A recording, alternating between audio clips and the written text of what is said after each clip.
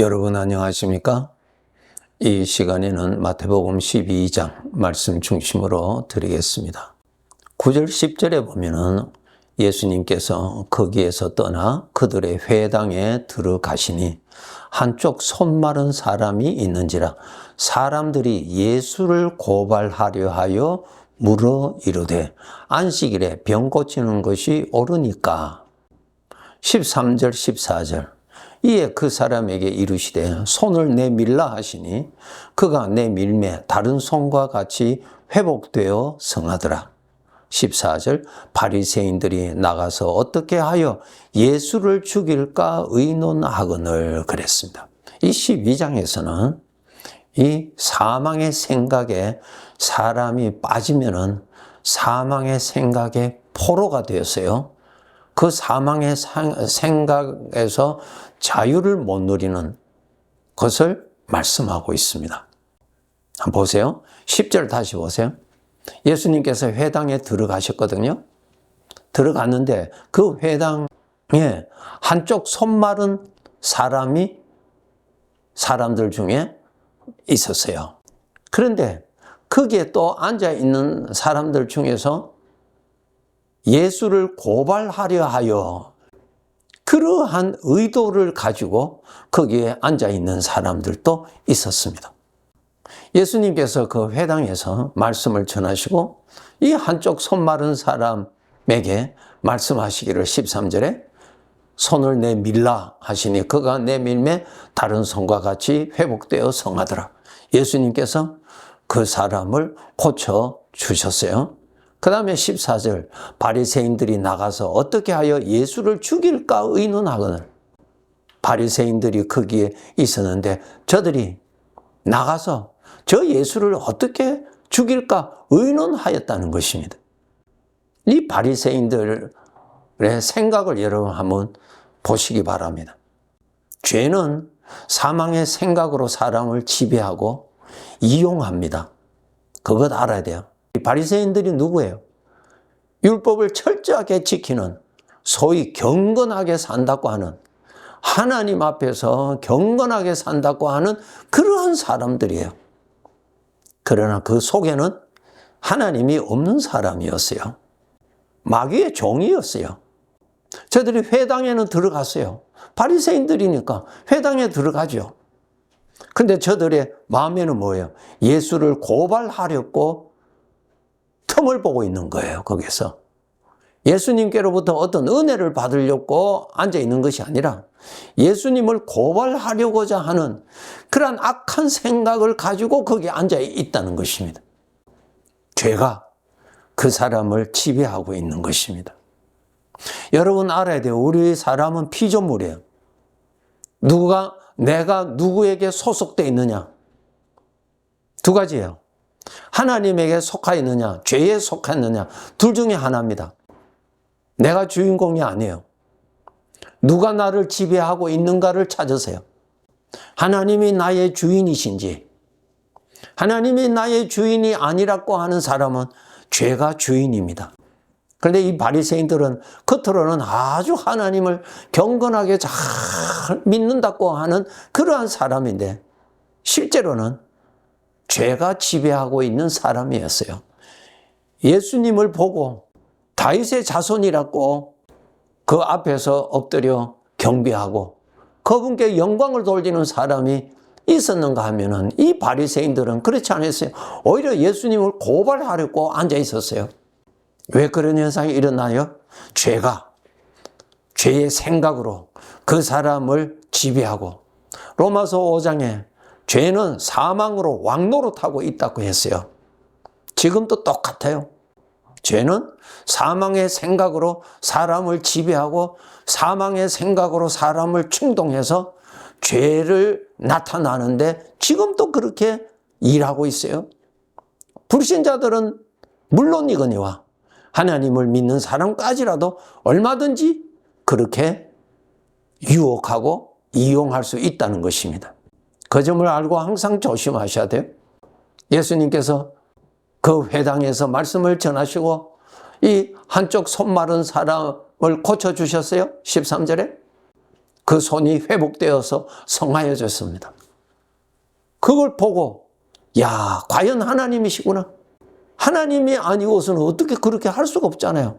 그것이 하나님이라고 하는 증거인데, 눈으로 볼 수 있는 하나님이라고 하는 증거인데도 그것을 그렇게 못 보는 거예요. 그것을 그렇게 생각을 못 하는 거예요. 왜요? 죄의 생각이 그를 딱 잡고 있기 때문에 하나님 쪽으로 움직이지를 못한 거예요. 완전히 노예지요. 종이죠. 죄가 완전히 지배하고 있는 사람이에요.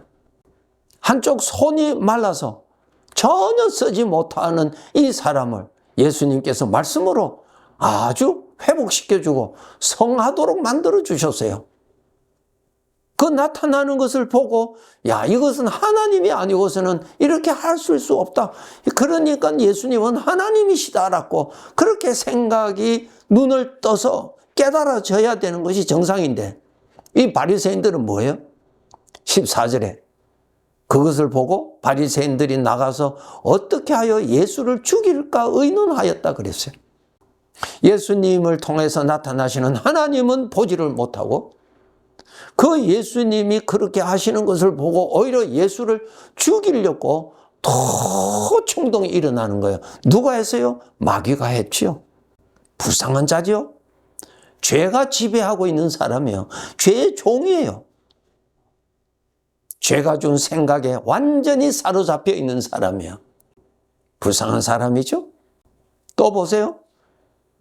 22절에서 24절에 보면 또 나옵니다. 이 바리새인들이 이 죄의 생각이 얼마나 힘이 있는지, 그 사람은 그 죄의 생각, 그 죄의 생각에 완전히 포로가 되어 있는 정체를 마태복음 12장에서 우리에게 보여주십니다.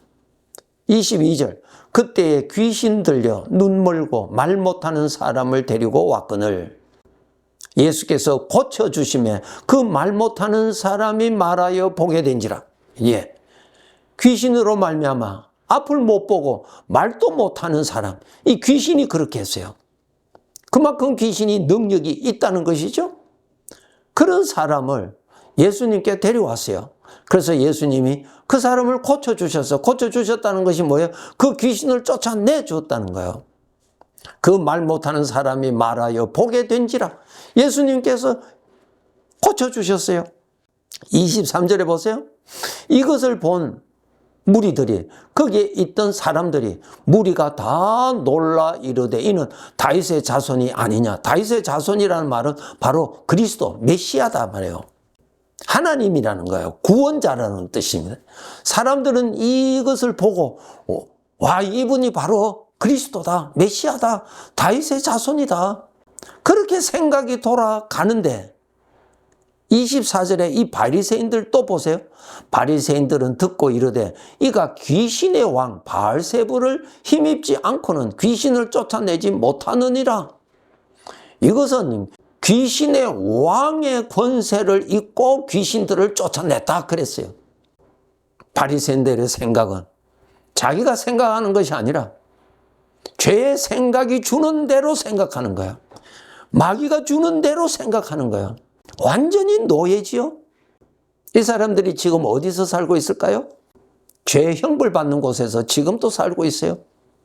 예수님께서 그 악한 귀신으로 말미암아 앞을 못 보고 말 못하는 사람을 예수님께서 그 귀신을 쫓아내고 그 사람을 고쳐주셨는데 거기에 같이 있던 무리들이 다 놀라고 다윗의 자손이다, 이분이 바로 하나님이시다, 그렇게 생각이 돌아갔는데 이 바리새인들은 오히려 말하기를 그것은 귀신의 왕이, 귀신의 우두머리가 자기 이 쫄개 귀신을 쫓아낸 것이다, 이렇게 말을 했다는 거예요. 불쌍하죠? 우리 사람은 생각에서 구원받아야 돼요. 바리새인들 보세요. 겉으로는 얼마나 경건해요. 그러나 그 사람의 마음은 죄가 지배하고 자유가 없었어요. 하나님 쪽으로 생각할 자유가 없었어요. 하나님이 나타나시는 기적을 보고도 그렇게 생각을 하지 못하는 자유가 없었어요. 그렇게 생각을 하는 자유가 없었어요. 참 불쌍해요. 우리 구원받은 성도들, 여러분이 예수님을 믿어서 구원받았다는 말은 죄의 종이 아니다라는 뜻입니다. 여러분이 하나님을 아버지라고 부른다면 여러분은 죄의 종이 아니죠. 죄의 종이 어떻게 하나님을 아버지라고 부를 수 있나요? 부를 수 없지요. 그래서 여러분 중심에서 하나님을 아버지라고 불러진다면 여러분은 죄의 종이 아니에요. 그것 알아야 돼요. 신분은. 로마서 6장을 읽어보면 잘 나옵니다. 죄가 다시는 너를 주장하지 못하리라고 기록되어 있어요. 왜? 하나님의 아들인데 죄의 종이 아니기 때문에요. 그런데 그 죄는 여전히 하나님의 아들일지라도 죄의 생각으로 하나님의 아들들을 유혹하고 포로로 잡아서 자기의 일을 시키고자 하고 있다는 것입니다. 여기에 빠지면 안 됩니다. 왜 죄의 생각에 빠질까요? 답은 하나. 나의 주인 되시는 주님과의 마음의 거리가 멀리 떨어지면 죄의 생각의 포로가 됩니다. 그것이 답이에요. 빛이 되시는 하나님하고 멀어지면 자동적으로 어두움에 지배됩니다. 예. 그러니까 어두움에, 그늘에, 어두움에 빠지지 않으려면 어두움의 생각, 사망의 생각에 포로가 되지 아니하려면 빛이 되시는 하나님을 가까이 하면 그 혜택을 누릴 수가 있습니다. 해야 됩니다, 여러분. 반드시 해야 됩니다, 여러분. 하나님을 가까이 하면 내게 복이다. 잘 아시죠?